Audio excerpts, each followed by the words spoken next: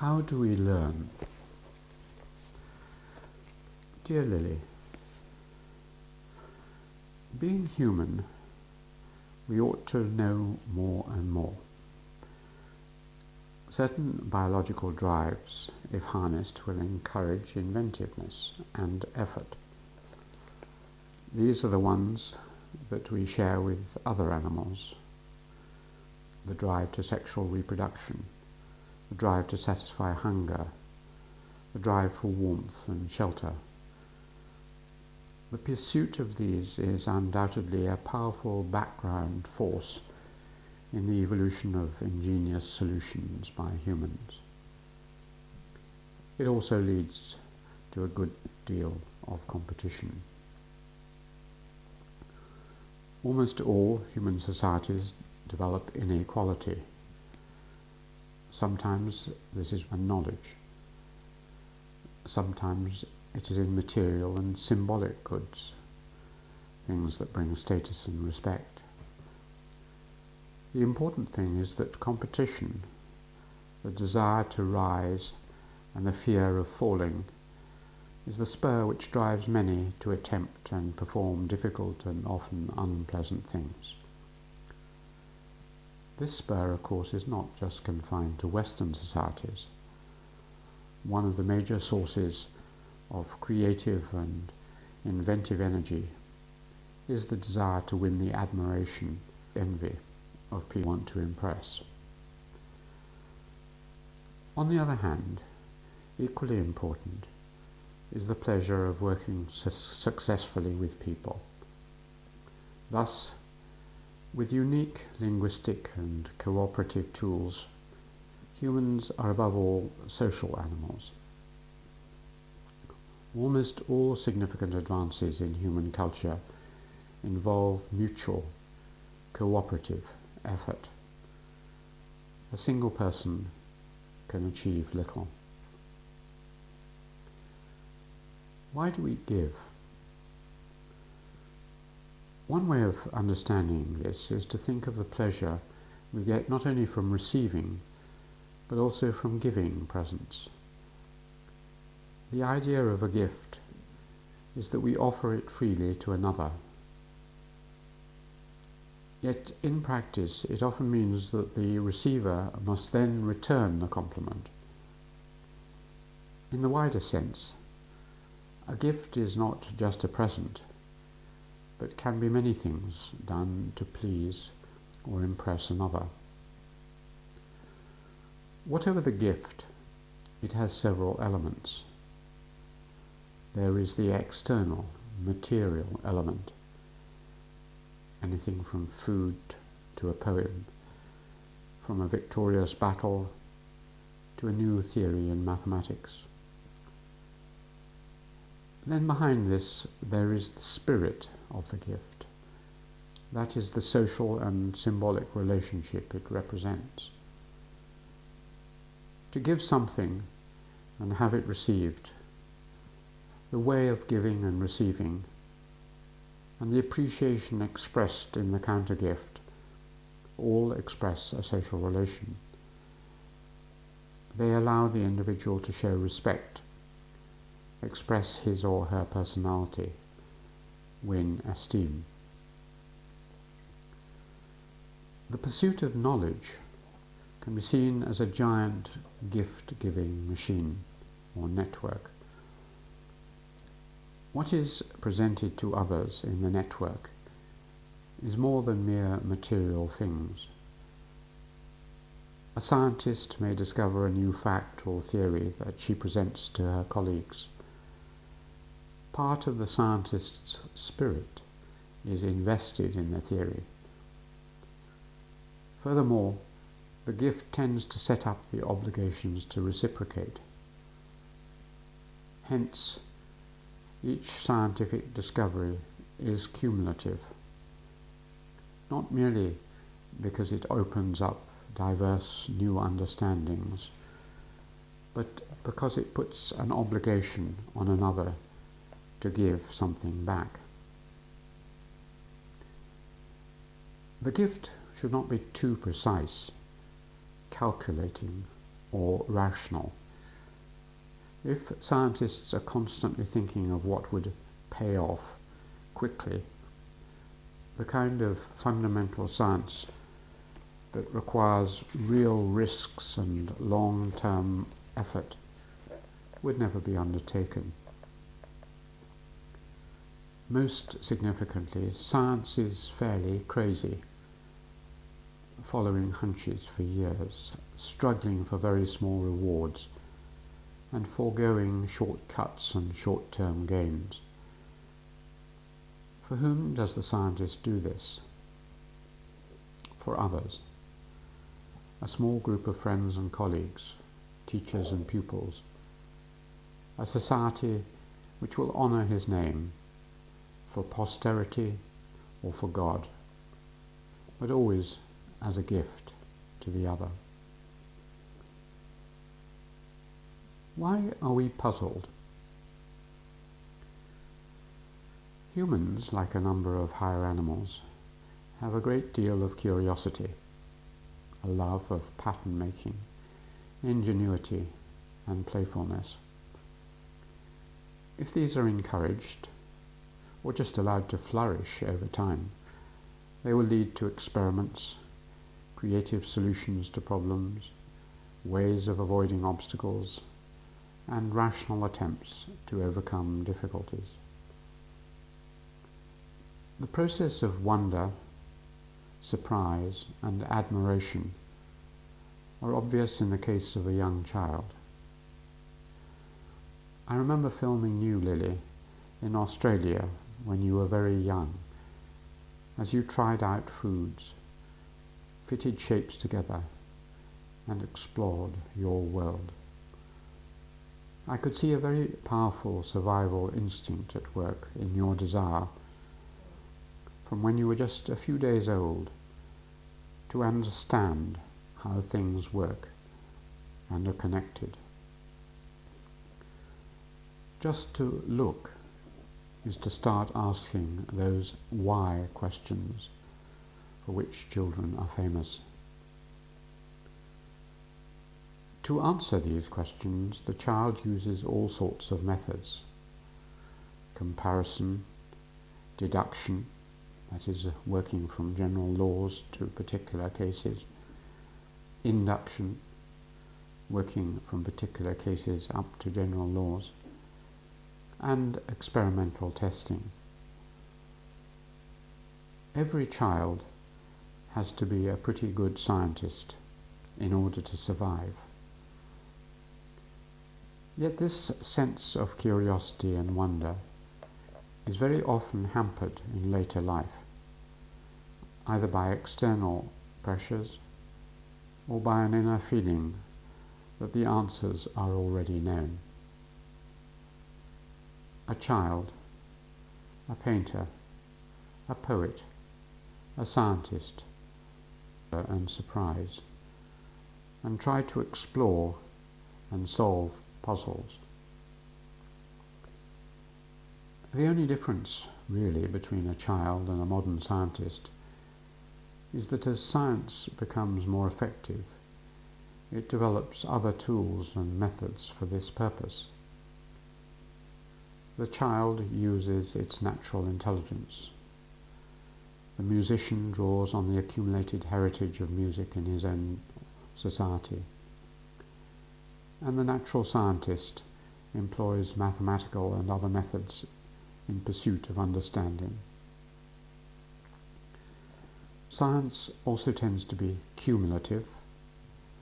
Knowledge can be tested, and questions are open and never finally settled.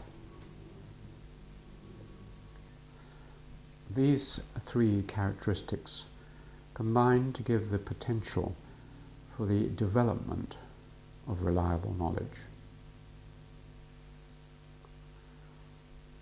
How does technology help? What is special about human beings is that, more than any other animal, they can transfer what they learn from their individual brains to the external world. They can store and transmit ideas through an elaborate cultural system. This makes knowledge grow quickly. This essential skill of human beings, their culture, can be either immaterial, language, songs, myths, traditions, or material, writing, physical tools, rituals, and ways of working. Part of this vast realm, the effect of which is most dramatically changing in your life, is technology. One way in which technology alters our world is through the storage and expansion of ideas. New ideas become embedded in tools, which then in turn help us to think better. It is a triangular movement. There is an increase in theoretical understanding, reliable knowledge of the world. This first point of the triangle is vital. The repeatable and dependable information about how the world works is almost always obtained through disinterested research. This is then sometimes embedded in improved or new physical artifacts or tools, the second point in the triangle. These articles, if they are useful and in demand and relatively easy to produce, are disseminated in huge quantities. This multiplication of objects and their mass dissemination is the third point of the triangle. This then changes the conditions of life and may well feed back into the possibilities of further theoretical exploration.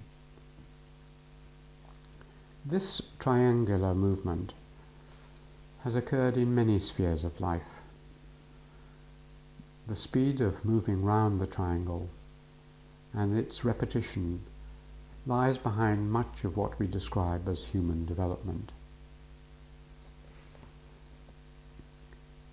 It is a general principle that as each piece of reliable knowledge is added, it leads to the possibility of doing dozens of new things.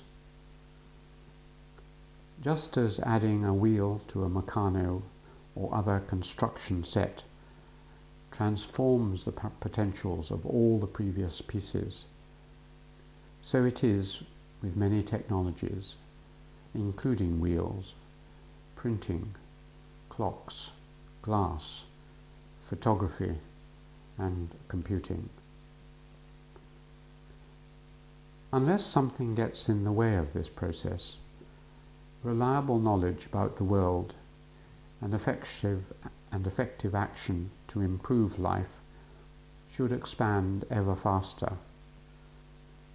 This has been the story of the vast growth of the last 300 years. Human understanding and control of nature has grown amazingly.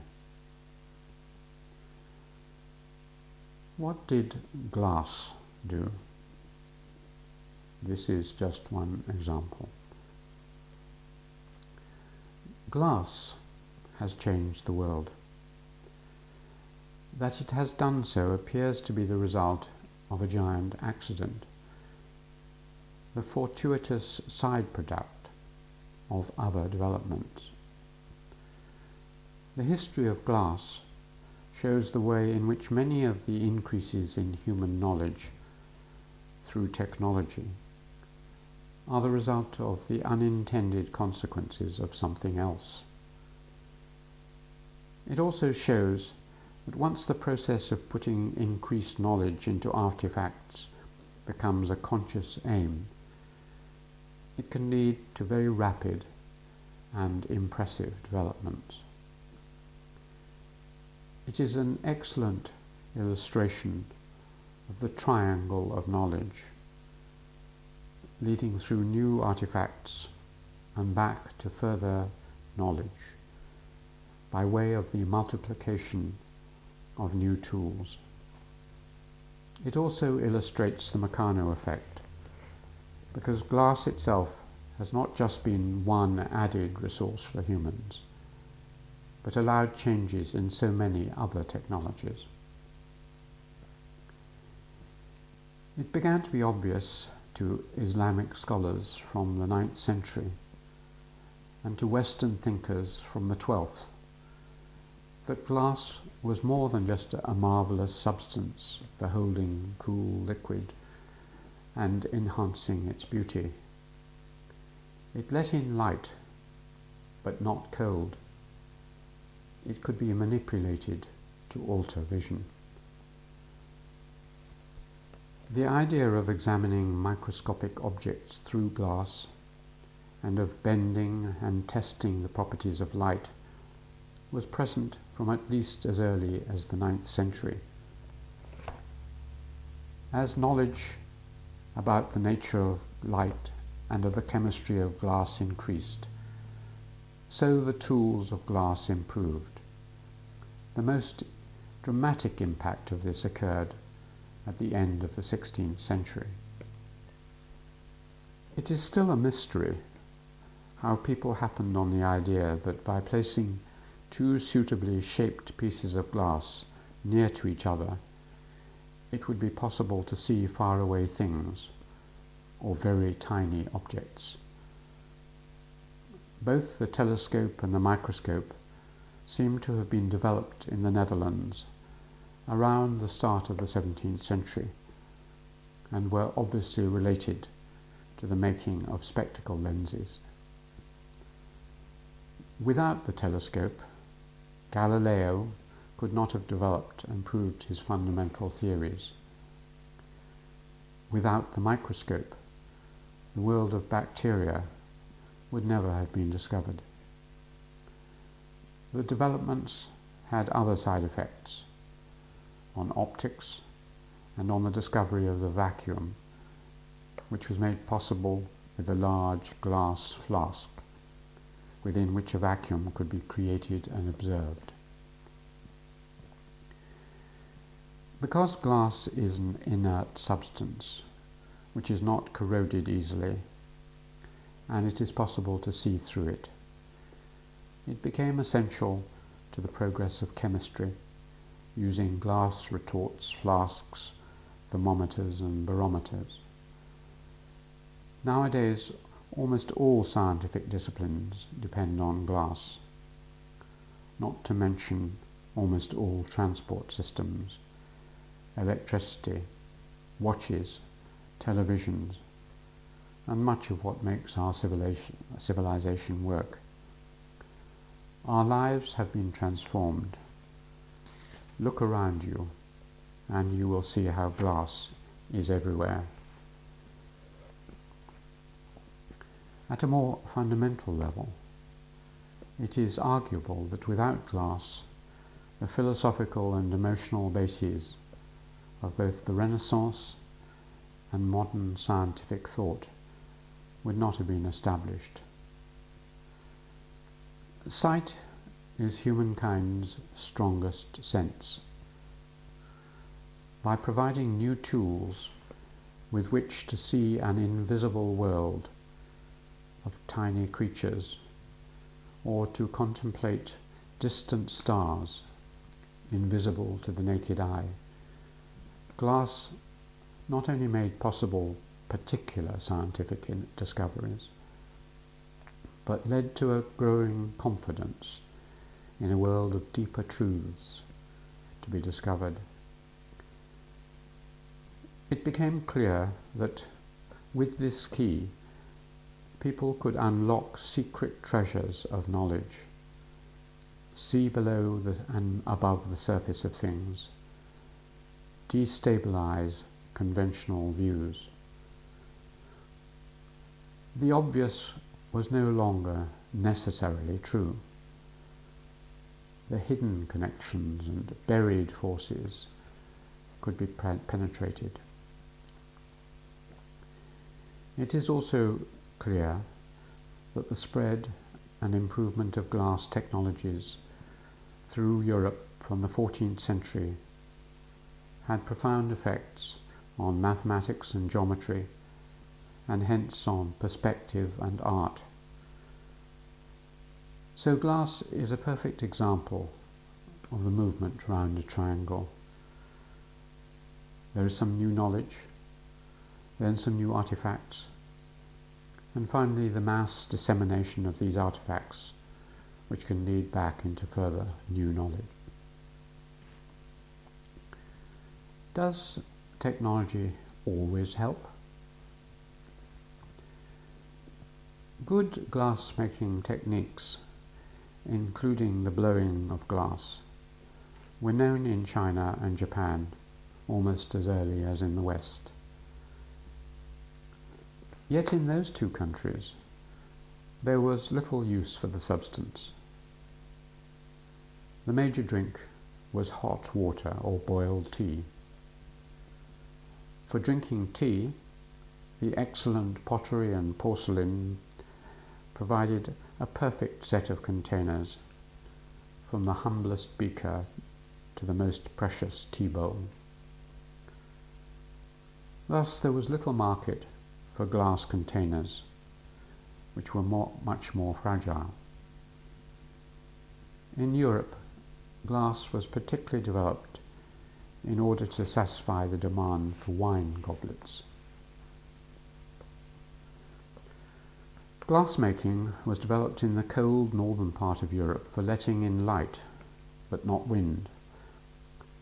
Some of the earlier glass could be afforded only by rich religious institutions, and this was often partly decorative, stained to the amazing colours we can still see in Chartres Cathedral or King's College Chapel in Cambridge. The use of glass for ordinary windows spread rapidly in the 16th century, particularly in the wealthier houses of northern countries. In China and Japan, however, window glass was not developed because it was not desirable. In Japan, the frequent earthquakes would have shattered the glass. The buildings made of bamboo and wood would not have been suited to glass windows. There was the presence of an excellent and much cheaper alternative, mulberry paper, which could be made into movable walls. All these combined to make window glass unattractive. Furthermore, glass making requires kilns fired to a very high temperature, where the glass is kept continuously molten. It is very fuel intensive, so can be made only in areas of thin populations and thick forests. China and Japan seldom met these conditions. Another use of glass is most directly linked to the tools of thought, that is, its use for spectacles. It is one of the ironies of life that just as many reach the peak of knowledge in their mid-40s and 50s, they find it impossible to keep reading. They have to hold the book at such a distance away from their eyes that they cannot distinguish the characters.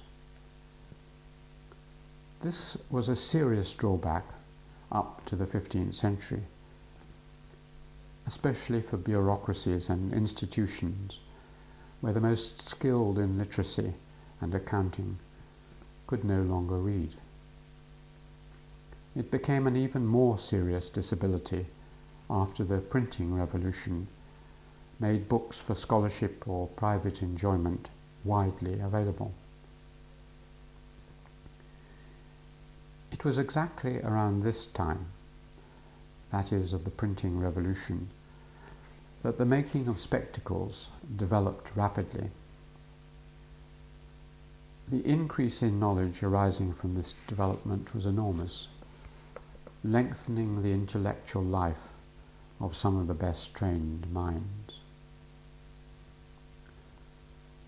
What makes people creative?